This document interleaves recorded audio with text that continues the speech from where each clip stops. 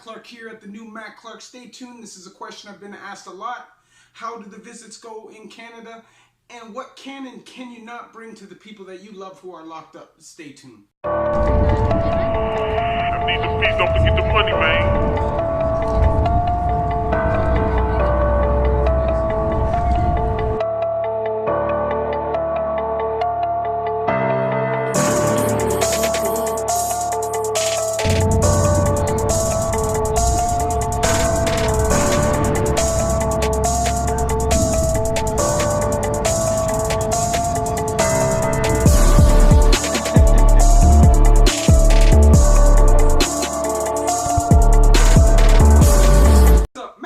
Here at the new Matt Clark. How are each and every one of you doing today? I'm doing great on this amazing Tuesday. Work was great. I hope each and every one of you are great. My girlfriend's great. My family's great. And I just hope each and every one of you had an amazing day. So, I do want to speak a little bit on visits because this is something I've been getting asked a lot in the comments. What you can and cannot bring into people that you love. And the first answer I have to that question is in Canada, specifically Ontario, because I can't speak for the rest. You cannot bring anything if you go to a visit, except for money. That's the only thing you're allowed to bring. You could bring cash to leave in their account, or you could bring up to $30 change to use in the vending machines during the visits. And that's all you're allowed to bring. No gifts, no food, no books, no nothing. Anything that you can send in, you have to have it sent in through the mail. And after your first original 30 days, once you get to your mother institution, it's difficult to have anything sent in. So, that is the answer as when it comes to what can you or can you not bring to the people you love in prison. Now, as in terms of visits. Now, obviously, if you're in provincial prison, the visits are a lot different. It's through a phone. If you're, like, say, for instance, in the Toronto South, everything is through a phone on a screen. It's like a video visit. Now, if you're in the East Detention, say, you'll be on a phone still through the glass. Same as Lindsay or Maplehurst or Penetang or any of those super jails that I've been to personally and can speak of. But the penitentiary now, that's a different thing. The penitentiary are touch visits. So, me and you would be sitting together if we're in the visiting room. Okay, so if you have a woman, or ladies, if you have a man, and you're locked up or they're locked up, you can go in and touch. You can make physical contact, you can hug, you can give a kiss. Now, the rules have changed an awful lot, okay? So when I first started doing high-medium time in Joyceville in 2006, that's when I really had my visits going on. I had trailers that bit, and visits were a lot different back then. Specifically in Joyceville, which is now a reception only, but everywhere across the board. You know, back then I could, you know, you get the point, right? You get it, right? You could get away with pretty much anything as long as there's not young kids in there and you weren't trying to smuggle drugs. They didn't care, get a back rub, kiss, feel up, whatever. They didn't care. But times have obviously changed a lot. The system's integrated. The visiting rooms have changed. The comfy seating has gone. So for instance, if you're in Fembrook, you sit at a glass table. There's a speaker in the middle of the table, so anytime the coppers want to, they can chime in on your conversation, or they can just listen. You sit across from each other, you get the initial hug and kiss, maybe you can hold hands a little bit. That is it. And to anybody who may be visiting the federal penitentiary, this is very important. Before you go, you take all your ID, all the change that you may be taking, and you wash it. After you're done washing it, you seal it in a Ziploc bag. You wash all your clothes. You make sure there's nothing in your car, no dope, no weed, no anything that could be taken as if you're trying to smuggle, or they can just use as an excuse to get rid of you. Now, once you go inside, you will be put through a metal detector, and they will use an ion scanner. An ion scanner, they swab different parts of your body. That swab is put in a machine the same way as an airport, and it'll tell it if you have come in contact with any narcotics within the last so many hours. So you make sure specifically if you're ever around drugs or anybody who has drugs that you follow these steps, or guaranteed at some point you will be rejected. And once you're rejected, it's hard to get back. From then they're watching you and watching you like a dog. So this is something you need to pay important attention to. If you're going to visit the federal penitentiary, You make sure you wash all your clothes, your ID, and your change. Make sure everything that could be held against you in terms of charges or just in terms of refusing you the visit is out of your car. You clean your car, you get any drugs out of your car. That's it. That's super important. So please keep that in mind. Now, when it comes to trailer visits, now this is a different story. Now there's a lot of misconceptions about the rules of trailer visits.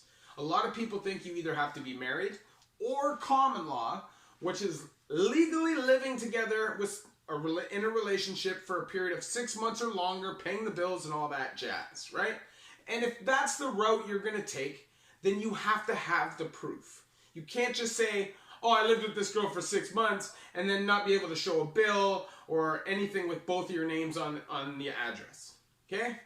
So the easiest way to go is to have your girl visit you for 6 months. This is your girl from before, but don't try to claim common law. This is just your girl.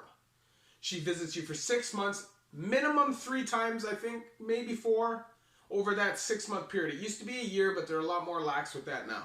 If she consistently does that and writes you, and they have proof of correspondence from before you went to the penitentiary, there's a good chance you may only have to wait 6 months and you don't have to go the common law route and put yourself on file as married, because this is the government. If you tell them you're married, okay? So that's my point. Now, once you do get PFEs, you're able to get a PFE every 6 weeks. Some prisons will do every 5 weeks. Now, a PFE is amazing. You can spend as much money as you want on food, but you don't get to take anything with you after you leave. It either gets donated or it goes in the garbage. So you want to try to budget your money, not go crazy and overspend, because you'll be throwing a lot of money down the drain, right? And I would personally recommend that after you do your initial initial PFV with your kids, you leave your kids at home. Like me personally, if I had kids, I personally wouldn't want them sleeping in the PFE, but I also understand that guys are doing really long sentences and it's the only way that they can see their kids. So to those people, I don't judge. You know what I'm saying? For me though, that's not the road. I don't want to have a baby in the trailer. I don't want any of that, right? For me, it was strictly to spend time with my girl. And honestly, it changed my whole bit. From that point on, the last year and a half or 2 years of that bit was like boom, boom, boom, boom, boom, boom, boom, boom, boom. Days were just flying by. And the 5 weeks, because back in those days in Joyceville, they only made you wait 5 weeks. And that 5 weeks would just fly because you're so excited about getting your PFE. Now, the thing is, you're trapped in a room with somebody from Friday till Monday. That's how long they are. From Friday in the morning till Monday in the morning. So, you're trapped in a room with somebody for 72 hours, whether it's kids or just your girl or your family or whatever. So, you do have to figure out things that you're going to do to break the time. There is television. You can bring a PlayStation 1 or a Nintendo 64, because in Ontario that's all we're allowed to have. As far as I'm concerned, in Canada that's all you're allowed to have. And other than that, man, really it's for couples to get reacquainted. But I also know it's to allow parents, whether it's in a female institution or a male institution, to get reacquainted with their family so that it's not awkward and strange when they come back to the community. And honestly, that's what I can say about PFEs. Oh, also, there are a lot of risks to PFEs, okay? A lot of people think once you're in the PFEs, you're safe to start bringing in tobacco, you're safe to start bringing in weed and heroin and all that stuff, okay? But just remember, all your phone calls are listened to, and that person that you're telling, you're in an integrated penitentiary nowadays. You do not know if that person that you're telling that you're bringing stuff in is your friend. And I've seen it happen time and time and time and time again. A good thing lasts a short time in the penitentiary. So be smart. I would suggest against it. I would say it's better to be able to spend time with your girl or your family or your kids than to smoke pot or do heroin or any of that stuff. And I know people have bills and they feel like it's a way that they can make money and support their family. But at the end of the day, after that, you don't get to see your family, and you're worse off than you were when you started. That's all I can say about that. Just a quick video about the visits, because this is a question that was asked to me. Please hit that like button. Please hit that subscribe button. Please hit that bell notification button. And please share with anybody that you can. I have a PayPal option for anybody who wants to donate and support the channel. I'm trying to pull money together to get a DSLR. That's really expensive. It's going to take some time. I did buy the Logitech, and I did buy some other accessories for my phone so I can make these videos better.